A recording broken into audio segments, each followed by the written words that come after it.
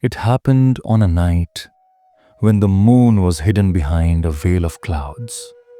The forest of Vrindavan was silent, save for the soft, rhythmic lapping of the Yamuna river against the shore. Krishna sat upon a large, cool rock, his flute resting silently in his lap. Beside him sat Radha. Usually their time together was filled with music or the comfortable silence of two souls who are one. But tonight, Radha's mind was a storm. She looked at Krishna. She saw the universe in his eyes. She saw the stillness that holds the stars in place. And a question, sharp and painful, tore through her heart. She could not hold it back any longer. Govinda, she whispered. Krishna turned to her, his movement slow, like a drifting cloud. He did not speak. He only waited. They call you the Supreme, Radha said, her voice trembling slightly. The sages say you are Atmarama, the one who is completely satisfied within himself. They say you are infinite, lacking nothing, wanting nothing. You are the fullness that fills the empty spaces of existence. She looked down at her own hands, human and small. If this is true, if you are the ocean of bliss that needs no river to fill it, then tell me truly, why are you here? Why do you call my name in the middle of the night? Why do you weep when I am gone? If you are God, why do you need my love? The wind rustled through the Kadamba trees. It was the question every soul eventually asks. If the divine is perfect, why did it create us? Why this drama of separation? Krishna smiled. It was a smile that did not mock her question, but welcomed it. He reached out and picked up a handful of sand, letting the grains slip slowly through his fingers. Radha, he said, you see the fullness, but you do not understand the burden of the fullness. Listen, imagine a solitary candle burning in a universe where there is no darkness. It is bright. It is hot. It is perfect fire. But because there is no darkness to contrast it, the candle does not know its own light. It simply is. Or imagine a majestic king who is the most beautiful being in existence. He sits in a palace made of invisible glass. He is perfect. But there are no mirrors in this kingdom. He has eyes, but he can never see his own face. He has a voice, but there is no valley to create an echo. He is the master of everything, yet he is a stranger to himself. Krishna leaned closer to Radha. To be one is to be peace, but to be one is also to be alone. In the realm of the Absolute, there is no other. There is only I. And where there is only I, there can be no relationship. There can be no exchange. There can be no joy of discovery. So, Krishna continued, his voice dropping to a whisper, the king did something madness would call foolish, but wisdom calls love. He took his own consciousness, his own being, and he split it. He became two. He created a mirror. Radha, you look at me and you see a separate being. You think you are the small woman sitting on the riverbank, and I am the vast sky. But you are wrong. You are not small. You are the mirror. I am the infinite that wanted to taste its own sweetness. But sugar cannot taste itself. The tongue must be separate from the sugar to taste it. I am the love that wanted to be loved. but a lover cannot embrace himself. I need your love, Radha, not because I am empty, but because my fullness is too vast to be contained in just one form. I poured my longing into a form called Radha, so that Krishna could finally see what he is.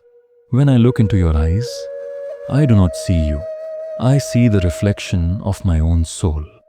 And when you love me, I am finally able to love myself. Radha sat still. The logic of the world, of need and supply, of weak and strong, was dissolving. But Krishna, she asked, her voice softer now, less brittle. Does that mean this is all a play? That my pain when I miss you is just a game for your amusement? Krishna's expression turned solemn. He looked out at the dark water. Think of a musician, he said gently, a master flutist. He breathes his very life into the bamboo. The air must be split. The bamboo must be hollowed out. There is tension. There is vibration. If the air does not move, there is no music. The pain of separation you feel, that longing that burns in your chest, that is the vibration. That is the music we are making. If I were only the distant god, watching from the clouds, there would be silence. But I chose to become the lover. And to be a lover, I must be vulnerable. I must be capable of missing you. I must be capable of waiting. Do not think that because I am divine, I am untouched. The mirror affects the reflection. If you are sad, I am sad. If you turn away, I am lost. This is the great secret, Radha. God is not a static object sitting on a throne. God is a happening. God is the flow between the lover and the beloved. I do not need you to exist. I exist without you as the silence before the dawn. But to live, to dance, to experience the ecstasy of being, for that, I need you. I am the gold, and you are the shape of the jewelry. Without you, I am just a lump of metal in the dark. With you, I become art. Radha looked out at the river. The moon had finally broken through the clouds, casting a long, shimmering bridge of light across the black water. The light and the water, distinct, yet inseparable. The water needed the light to shine. The light needed the water to be seen. She realized that her longing was not a flaw. Her feeling of incompleteness was not a defect. It was the very mechanism by which the divine experiences itself. Now, step back from the story of Radha and Krishna. Look at your own life. You too have walked with this question. You have felt the ache of loneliness. You have felt that you are small, seeking something out there to complete you. You have chased relationships, achievements, and validation, thinking, if I get this, I will be whole. And when you feel empty, you blame yourself. You think you have failed. But what if you shifted your vision? What if your longing is not a sign of your poverty, but a sign of your divinity? What if the very thing you are seeking is also seeking you? The ancient masters teach us, Tattvamasi, you are that. You are not the beggar at the gate. You are the king who built a mirror. You are the consciousness that split itself into me and the world just to have this conversation.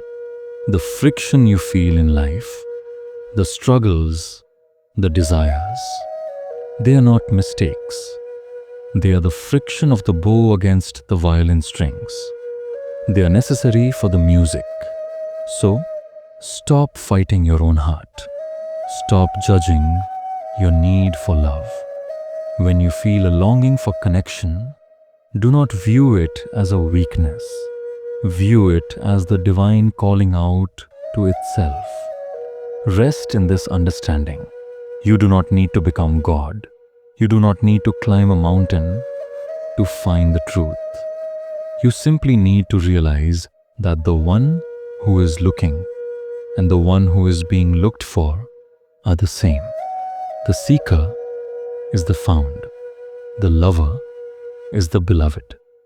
As the river flows into the sea, let your questions flow into the silence. You are needed. You are held. You are the breath of the infinite.